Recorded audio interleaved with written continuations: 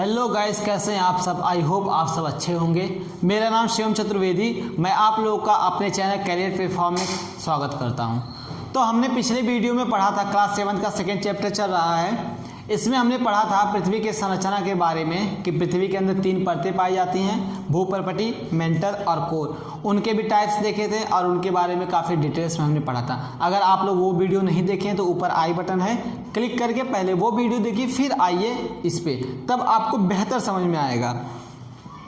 चलिए बिना समय को गंवाए हम शुरू करते हैं हमारा सेकेंड चैप्टर। तो इसमें आज की टॉपिक हमारा है शैल एवं खनिज के बारे में हम पढ़ेंगे।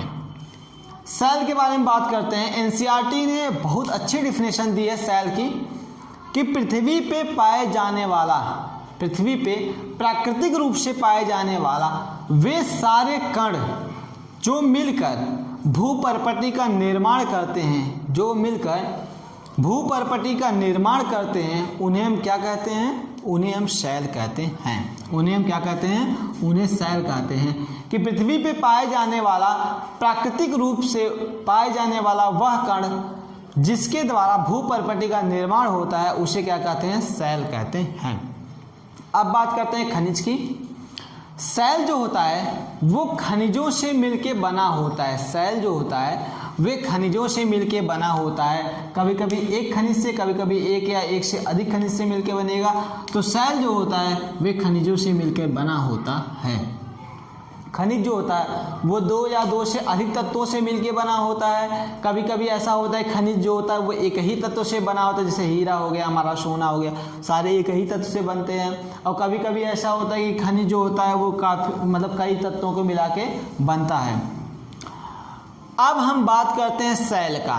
अगर हम शैल के आकृति के हिसाब से उसको डिवाइड करें कि जो शैल जो स्वरूप लेता है, अपना जो स्वरूप लेता है, अगर हम उसके आधार पे शैल को बांटें तो शैल जो हमारा हो जाएगा वो 3 भाग में बंट जाएगा। तो तीनों भाग के बारे में हम डिटेल्स में पढ़ेंगे आज का हमारा टॉपिक यही है। पहला भाग है आग्नेय शैल। पहला जो है आग्नेय शैल, दूसरा है परतदार या इसे अवसादी शैल बोलते हैं, तीसरा है रूपांतरित या उसे कायांतरित भी बोलते हैं। ठीक, तो बात करते हैं पहले आग्नेय शैल का कि आग्नेय शैल क्या होता है। ध्यान समझिएगा, बहुत इंपॉर्टेंट चीज़ें हैं सारी। तो चलिए आग्नेय शैल के बारे में डिस्कस करते हैं। आग्नेय शैल जो है इसे इंग्लिश में बोलते हैं इग्नियस बोलते हैं आग्नेय को, ठीक ना। इग्नियस रॉक बोलते हैं शैल को, तो इग्नियस रॉक बोलते हैं। इग्नियस शब्द का मतलब होता है, इग्नियस शब्द का मतलब होता है, अगर हम ग्रीक में आग्नेय शैल को इग्नियस बोलते हैं, इग्नियस से लिया गया है इग्नियस रॉक को। तो ग्रीक में इग्नियस का मतलब होता है आग। इग्नियस का क्या मतलब होता है ग्रीक में? आग। इतना चीज़ माइंड में रखिए।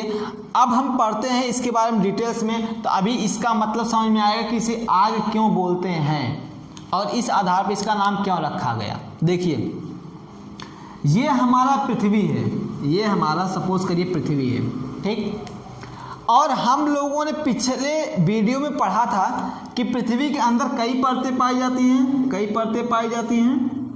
अब देखिए, इसी में एक जगह परतों में हमने बताया था, यहाँ पे राख लावा जो होता है, राख लावा जो होता है वो पिघले अवस्था में होता है, जो कि हमेशा गति करता है।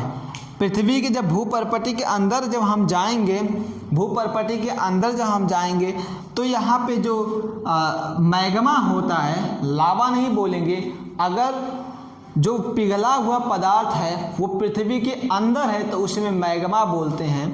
तो मैग्मा जो होता है, मैग्मा जो कि भूपर्पटी के नीचे और मेंटल के ऊपर जो होता है वो एक मोमेंटम करता है, ये एक लिक्विड फॉर्म में होता है। तब सपोज करो वो मोमेंटम करता हुआ यहाँ पे आया और यहाँ की जो भूपर्पटी है वो थोड़ा सा कमज़ोर है। कमज़ोर का मतलब यहाँ पे खनन हो चुका है, इसको हमने काफ़ी ज़्यादा खन दिया है, यहाँ पे खनन हुआ है, यहाँ से जितने भी खनिज थे उसको निकाला जा चुका है, जैसे कोयला वगैरह निकाला जा चुका है, जिससे कि यहाँ की परपटी जो है, यहाँ का जो परपटी है वो कमज़ोर हो चुका है। तो मैग्मा जब यहाँ पे पहुँचेगा तो वो देखेगा कि यहाँ की भूपरपटी जो है वो कमज़ोर है, तो इसको क्या करेगा, इसको तोड़ के वो क्या करेगा, ऊपर आ जाएगा, ऊपर आ जाएगा, जिसके कारण जो मैग्मा होता है वो पृथ्वी के ऊपर आके क्या करेगा, एकदम आग की तरह चारों तरफ फैल जाएगा। लिक्विड फॉर्म में वो क्या करेगा, चारों तरफ फैल जाएगा और एक पर्वत का आकार ले लेगा, और कुछ समय बाद वो जो लावा निकला है पृथ्वी पे, वो लावा जो निकला है वो क्या करेगा, एक शैल का रूप ले लेगा, एक चट्टान का रूप ले लेगा।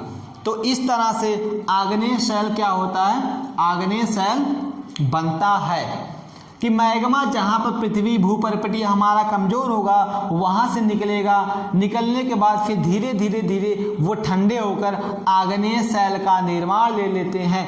अब आग का मतलब समझते हैं, हम इसे आग क्यों बोलते हैं, यानी इग्नियस शब्द क्यों लगाए, क्योंकि पृथ्वी के अंदर से आग, समझो आग की तरह वो निकल रहा है, लावा जो है वो एक तरह का आग ही है, वो जलता हुआ एकदम एक अंगारा है, ठीक, लिक्विड फॉर्म में वो जलता हुआ लिक्विड है जो निकल के क्या हो रहा है, बाहर आके लावा बन जा रहा है।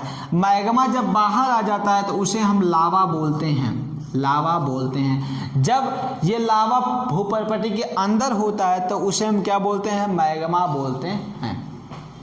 तो आई थिंक आपका आग्नेय शैल क्लियर हो गया होगा, आग्नेय शैल किसे कहते हैं।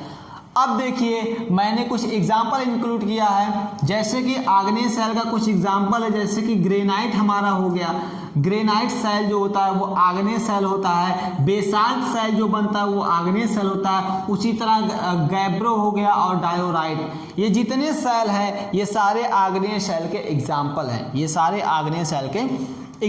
हैं, अब आग्नेय शैल के बारे में थोड़ा सा और कुछ चीज़ें जानते हैं।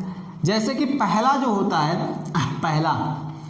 आग्नेय शैल द्वारा बना हुआ चट्टान जो होता है, जो चट्टान बनता है वो बहुत कठोर अवस्था में होता है, कठोर अवस्था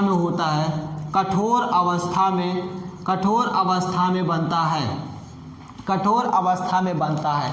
सेकेंड पॉइंट जो है, जो ये चट्टानें बनेंगी वे रवेदार और खुदरी हुई बनेगी, वे रवेदार बनती हैं, रवेदार या खुदरी हुई बनती हैं, आप समझ जाइएगा, वे रवेदार बनती हैं। तीसरा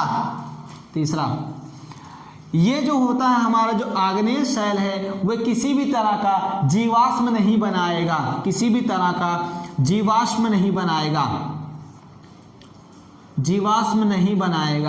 क्यों, ये भी देख लेते हैं क्यों जीवाश्म नहीं बनाएगा।